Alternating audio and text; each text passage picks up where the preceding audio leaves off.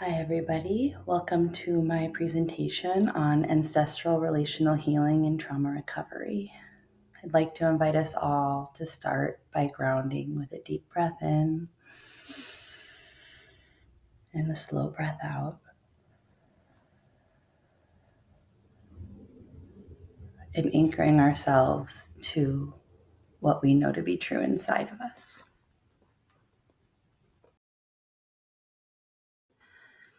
It feels really important to start this with placing my positionality in this work. So I embody this practice as a white woman, a cisgender female, a counselor working along the Northern California coast. The land where I work has traditionally been cared for by the Yurok and Wiyot people since time immemorial. My own ancestry is European. My people came from the Teutoburg forest area in northern Germany, and I've been working hard over the last 20 years to learn how their disconnection from land and spirit shapes my relationship to healing today. I really want to recognize that my work is unfolding in a system that has, for a very long time, privileged whiteness and Western ways of knowing. I'm coming to the work guided by the utmost humility for the Black, Indigenous, feminist, and decolonial scholars who have reminded us that healing is communal, ecological, and ancestral. My intention is not to be speaking for other people, but to stand in right relationship and be honoring the wisdom that came before me and helping to repair what's been broken. And remember that our shared belonging is in the living world.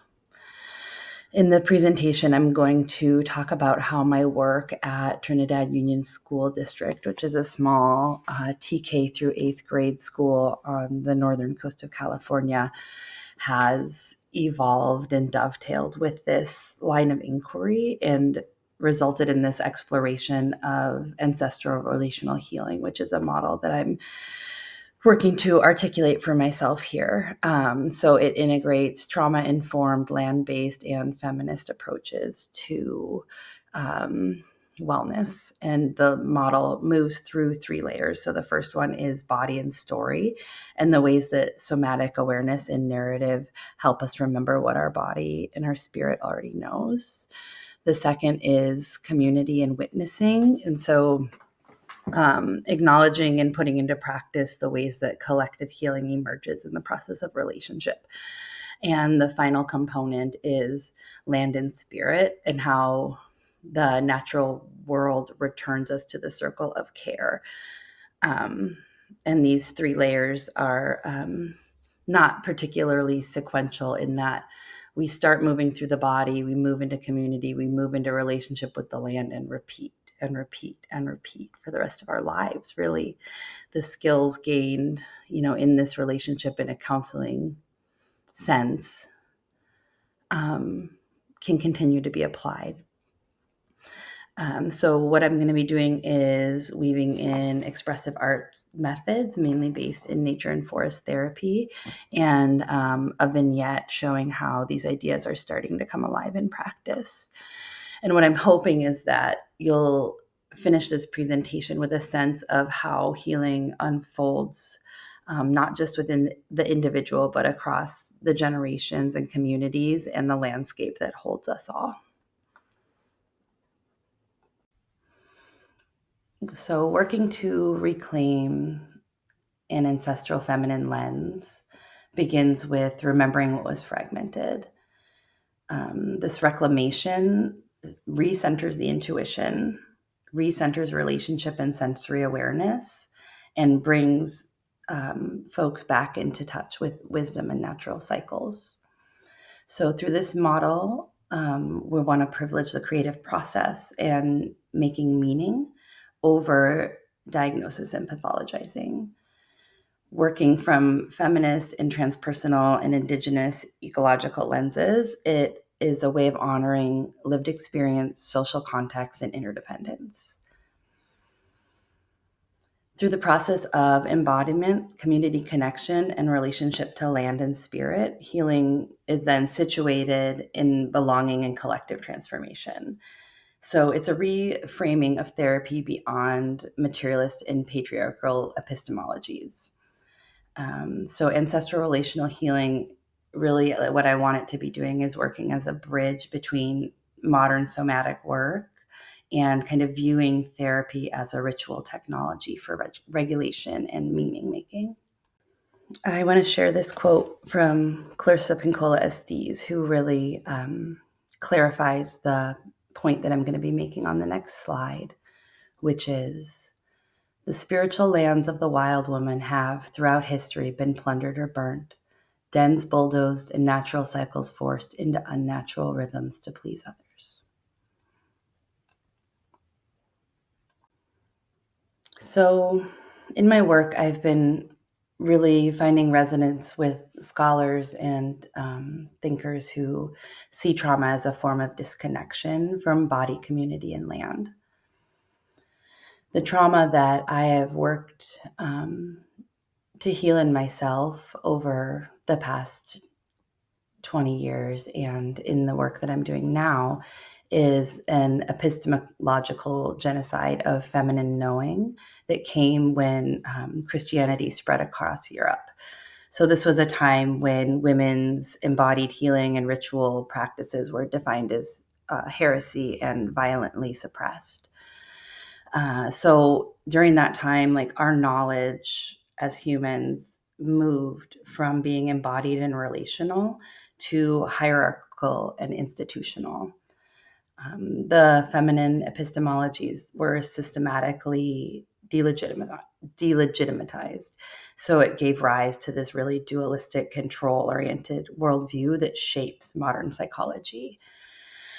So in this view, rationality is really privileged over intuition, and the body and nature became these things to manage rather than systems that are living that we relate with. And so in that lens, symptoms are seen as disorders instead of adaptive responses to being disconnected. So healing from this standpoint requires restoring the sacred and creative dimensions of growth and suffering. So here's a quote from Resmaa Menakem in his book, My Grandmother's Hands. And what he says is that trauma decontextualized in a person looks like personality, and trauma decontextualized in a people looks like culture. So when I'm presenting the idea that the body and story are the first tide in the healing process, I really want to emphasize that we're not speaking about a linear process, that the three layers that I'm describing will be moved through again and again, and they also work in parallel process with each other. So the idea is that, the ground zero for working with trauma is returning safety to the body because it's been disrupted, and remembering story. So we want to engage in practices that involve sensory awareness, rhythm, and imagination. And in this way, our body becomes the sacred ground that we're working to re-inhabit. So mindful movement, drawing, and story making with natural materials help support this coherence and presence with ourselves and with others. So through the body, we begin to enter ancestral relational healing. We explore stories, affirm archetypes, and begin restoring that sense of natural balance.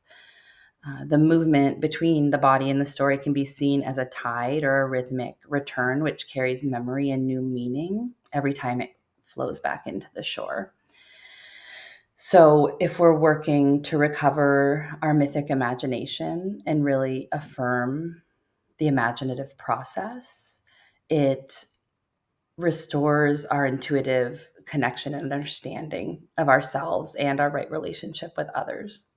So for me, the expressive arts and mainly forest therapy become bridges between ancient and modern somatic traditions, not alternatives, but continuations of this ancestral heritage that we already have. So The second layer to the ancestral relational healing model involves community and witnessing. So, at my practicum site, it is a small rural town of about 300 people, and dual relationships doesn't even begin to describe the way everybody's interconnected. We have triple and quadruple relationships all over the practicum site and all over the town. So we have scarce mental health resources. And in this way, the ancestral relational healing model really fits in because we need to be resources for each other. So when we're thinking about healing from this lens, we're thinking about shared space and witnessing each other's stories, witnessing the transformation of each other's stories, and collaborating creatively. The land we're on holds deep trauma. We have the highest ACEs scores in the state of California, and Trinidad also rests alongside the ancient village of Sarai, which was one of the longest continually inhabited Yurok villages in California. It was inhabited until 1916, and through displacement and violence, Yurok descendants were driven out of their ancient village, though they still live on and protect the land and tend to it culturally. So trauma and resilience are both really coexisting in this community. Alexis Pauline Gumbs wrote in her book, Undrowned, "Those who survived in the underbellies of boats under each other, under unbreathable circumstances, are the undrowned. Their breathing is not separate from the ocean, nor from the hunted whales, who are their kindred also." I feel like this really touches on the idea of community and trauma. And in the ancestral relational model, healing is social and it's witnessed. Creativity becomes this ritual architecture that is co-designed between the therapist and the client and the community. So also resonating with other models across cultures, rhythm, movement, and sensory engagement are communal processes of repair that remind us that healing is a collective process. So in her work, Thema Bryant reminds us that healing happens in community, that the wound is isolation. And in her work, Marion Woodman also reminds us, importantly, that healing is a subversive act. Every woman who tells the truth of her story creates a new possibility for others. So the living edge of this work sees ecological belonging as a really central part and a deepening of the trauma repair process. So the land itself embodies reverence and reciprocity, and it can be related to as an ancestor, and it can support our work together as a co-therapist. And when we're engaging directly with the landscapes on which we live, we restore reciprocity and relationship with this world that is more than human, which is something that has really been lost. Some of the ways that nature supports us is by mirroring regulation and remembering. When we spend time outside, the textures and the colors and the feeling of the wind on our skin or the water on our feet supports sensory integration and repairs disrupted attachment. The land holds us the way a good therapist would hold us, and it is in unconditional positive regard. And it's also an ancient presence that has been witnessing humans forever. So I really like the way Robin Wall Kimmerer expresses this in her book, Braiding Sweetgrass. She says, "If one tree fruits, they all fruit. There are no soloists. Not one tree in a grove, but the whole grove. What happens to one happens to us all. We can starve together or we can feast together. All flourishing is mutual." So healing it's once we move into this level of it, it becomes an act of reweaving this web and restoring balance across human and more than human realms. So I tried to touch base on this aspect a bit in my positionality statement, but I feel that it really is important to articulate more of an ethical acknowledgement and the relational integrity of this work. So for me, like choosing this path of ancestral relational healing, there's an absolute requirement of an ongoing awareness of relationship power in place. So while I'm working to root and reclaim my own ancestral knowledge, the work is deeply informed by other scholars, feminist, indigenous, and other relational and transpersonal frameworks. And I just want to state how grateful I am to those scholars and teachers who have lent their mind and spirit and time on this planet to help me get oriented toward what right relationship is. So maintaining a non-extractive practice is a through line that is woven through the layers of body and story, community and connection, and land and spirit. And it will remain a parallel process for me throughout my career. And then finally, like in this ethical acknowledgement piece, ongoing discernment about the nuances of community-based practice in a very small community. So understanding and constant vigilance about how to stay connected while also maintaining a real care and clarity about overlapping relationships. It's just another really essential ethical commitment that I want to name in this work. So I want to take a minute to explore this work in the context of one of the children who is at my practicum site. So Zuli is a second grader, and one of my first days at practicum, I was invited to observe another child in her classroom, and she reached out to me and came close to me and asked me to read her a book. And working in the milieu, I love that I had that freedom to be called in for one reason and then answer to the relational call that was there. After this time, I wasn't able to finish the book with her, but I had told her I would finish it with her the next time I saw her. So the next time I was able to be in her classroom with her, I would. And Zuli started approaching me in the hallways between classes. If she would see me, she would come and reach out for connection. Finally, at a point when I was coming regularly to pick up another child for a one-on-one session in her class, she called me over and asked me when she got to spend time with me. And in this school, we are able to see children, they can self-refer. So I told her that I would make sure that her teacher knew she wanted to see me and that she could help her fill out the self-referral form. So that form came into my inbox the next day, and what she reported was wanting to talk to a counselor about feeling sad about something she had that no one else had. And so I was able to see her on a one-on-one the next day just for an initial contact.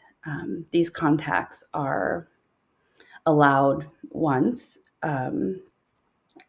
before we need to look at whether they have consent to have ongoing counseling. So I met with Zuli. We went outside. We sat under a tree, and I asked her if she wanted to write about what was on her mind or draw about it, and she drew about it. And she spoke very quietly with very few words. And what she drew was herself on one side of the paper, and she said, "This color is for my skin tone." And then she drew on the other side. She said, "I'm going to draw two people here, but it means the whole school." And then she used a different color for their skin tone. And Zuli and her sister are the only African-American children in this school. And so I checked her file, and she didn't have permission to have one-on-one counseling. She was the only child in her class without that permission.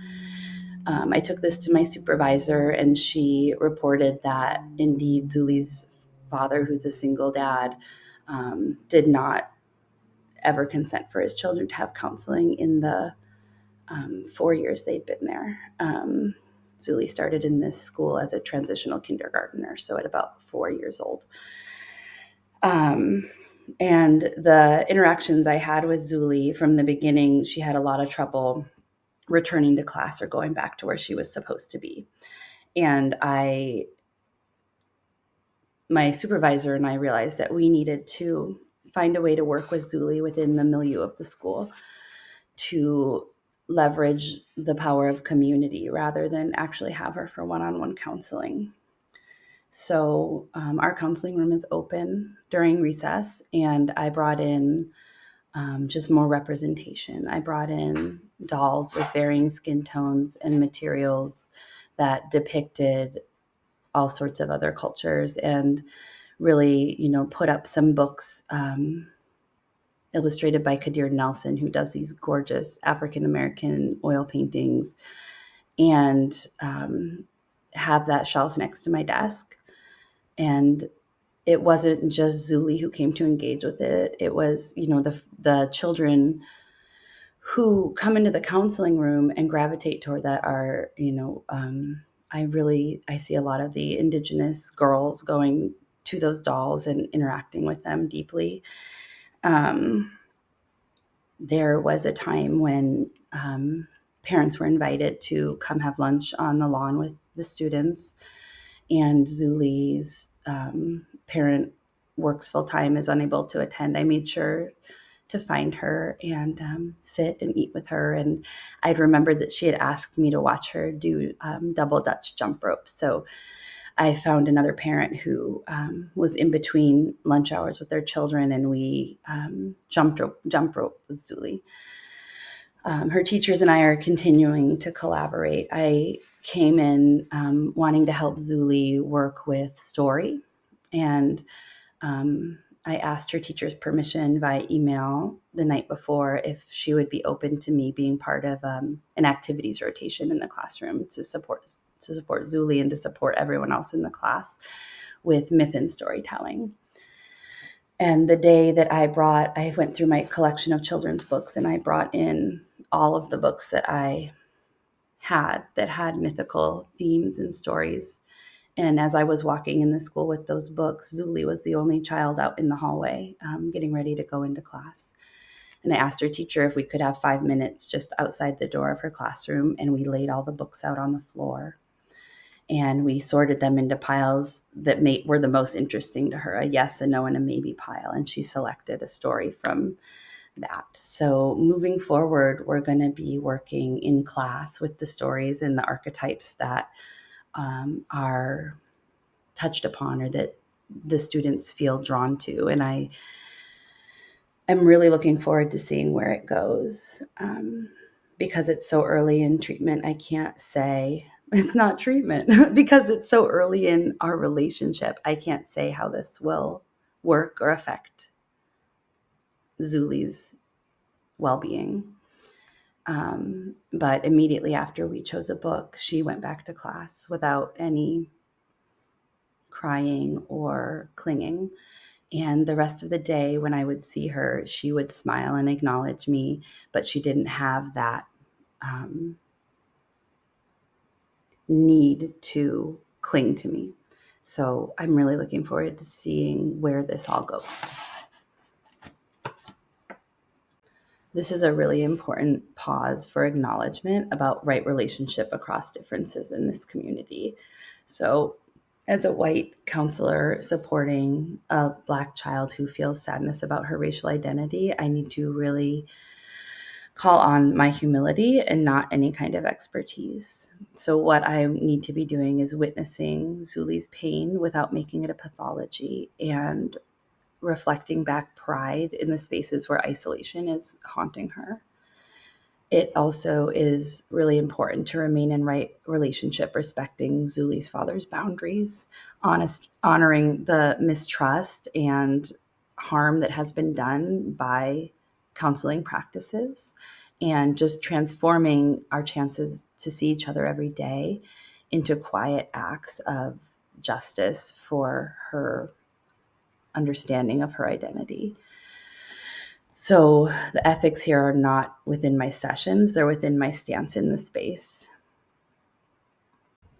Finally, as I'm continuing this work, I keep returning again and again to the understanding that healing is not solitary.